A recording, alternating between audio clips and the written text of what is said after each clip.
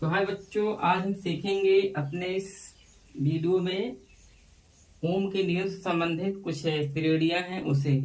जैसे इसमें पहली श्रेणी है श्रेणी क्रम संयोजन। तो पहला सीखेंगे हम बच्चों श्रेणी क्रम संयोजन का निगमन। तो यहाँ हेडिंग बनाते हैं श्रेणी क्रम संयोजन का निगमन। ठीक है ना, ये बहुत ही अच्छा है। ये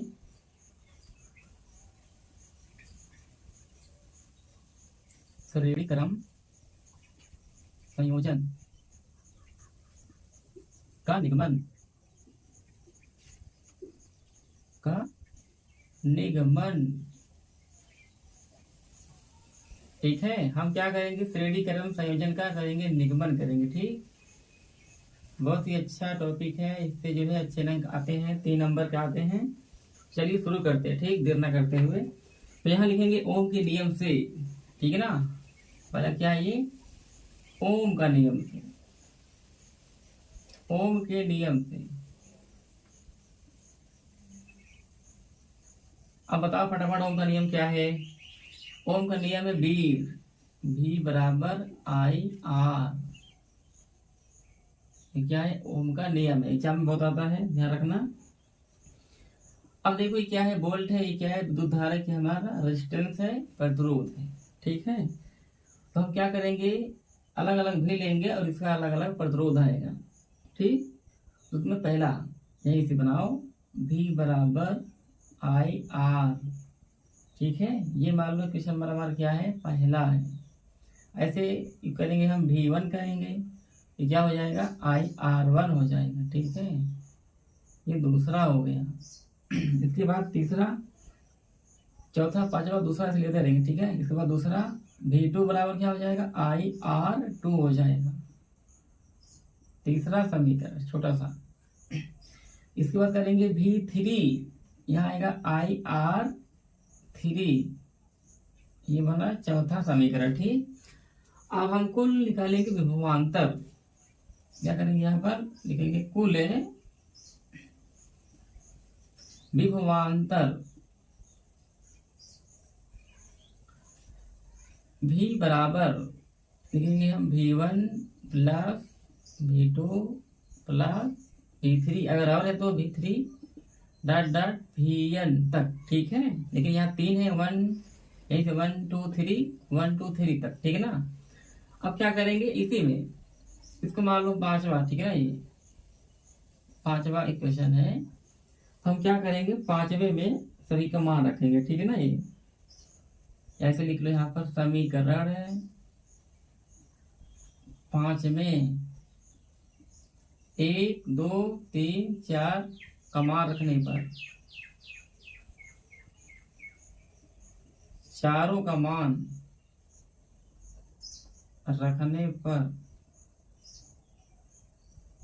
इसी में रखेंगे। ठीक है ना, तो ये होगा हमारा V बराबर V1 plus V2 plus V3। तो V बराबर कितना है यहाँ पर, IR, यहाँ लिखेंगे हम IR। V1 कितना है, IR1 प्लस V2 कितना है, IR2 प्लस V3 कितना है, IR3 ना। अब आगे बढ़ाएं इसको हम, तो IR बराबर, देखो इसमें कॉमन कौन है, यहाँ I सब जगह कॉमन है। यहाँ पर देखो R1 R2 R3 जो अलग अलग हैं, तो कॉमन में लेते हैं समान को। I ले लिए हमने कॉमन, क्या बचा, R1 R2 R3 कॉमन में जो बाहर निकालते हैं उसे दोबारा हम नहीं लिखते। ठीक है ना, ये बन गया। अब यहाँ से लेंगे हम क्या, R, इसको भेजेंगे उधर, ये डिवाइड हो जाएगी बटे में, ये वाली आई गई इधर, ये बटे में हो गई। क्या बचा है अंदर भी वही सब बचा है, R1 R2 R3। अब ये कट गया। ठीक है ना, तो क्या बन गया ये, R बराबर R1 plus R2 plus R3, ये बन गया हमारा प्यारा सा सूत्र बन गया। ठीक है, कौन सूत्र बन गया, श्रेणी क्रम संयोजन का सूत्र। मैं यहाँ लिखता हूँ साफ साफ, R बराबर R1 R2 R3, ये हमारा क्या है, यह हमारा है श्रेणी क्रम संयोजन का सूत्र। जो बहुत ही इंपॉर्टेंट है, बोर्ड एग्जाम में बहुत तेजी से आता है, इस पर क्वेश्चन आते हैं। और इस डेरिवेशन के लिए आपको मिलेंगे टोटल 3 नंबर, ठीक है। इसे अच्छे से तैयार कर लो जिससे आपको अच्छा नंबर मिले, और हम इसी पर लाएंगे जो है क्वेश्चन, ठीक है। और इसमें कुछ पॉइंट है मैं यहाँ लिख देता हूँ, बहुत ही जरूरी है, तो इस पॉइंट को मैं यहाँ लिखता हूँ, ठीक। पहले से नोट कर लो, इसके बाद लिखता हूँ।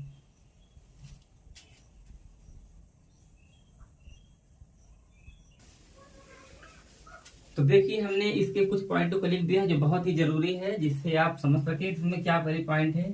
श्रेणी क्रम में धारा समान बहती है, ठीक। इसमें जो भी धारा बहेगी ना, पूरा एक तार बहेगी, ठीक। ऐसे मान लो हमने क्या किया, ऐसे हमने लगाया रजिस्टर, लगाया 1 2 3, एक यहाँ लगा, एक यहाँ लगा,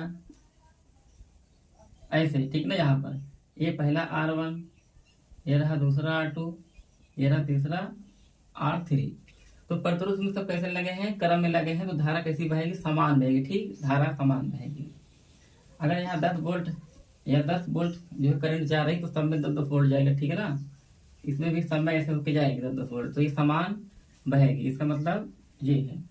पर इसमें प्रतिरोध को जोड़ने पर मान अधिक आता है। जैसे मान लो ये प्रतिरोध का वैल्यू दिया है यहाँ पर 10, यहाँ दिया है 20, यहाँ पर दिया है 30, सबको जब जोड़ोगे ना, इसका जो मान आएगा क्या हो, सबसे ज्यादा आएगा, ठीक। तो वही लाइन ही है, इसमें प्रतिरोध को जोड़ने पर मान अधिक आता है, ठीक है, अधिक होगा। R1 R2 R3 सबकी वैल्यू अलग अलग होगी, ठीक है ना, तो वैल्यू ज्यादा आएगी, ठीक। प्रतिरोध का जो भी वैल्यू आएगी ज्यादा आएगी। श्रेणी क्रम में प्रतिरोध R अलग अलग होता है। देखो यहाँ पर क्या अलग अलग नहीं है, R1 R2 R3 हमने लिखा है कामा करके, R1 R2 R3 R4 dot dot बहुत सारे। श्रेणी क्रम में जो भी लगेंगे प्रतिरोध, तो कैसे होंगे, अलग अलग होंगे। और तुल्य प्रतिरोध, इसका मतलब ये है कि R बराबर सबको हमने ऐड किया, R बराबर R1 R2 प्लस R3, सबको जब जोड़ोगे तो क्या कहलाएगा, तुल्य प्रतिरोध कहलाएगा।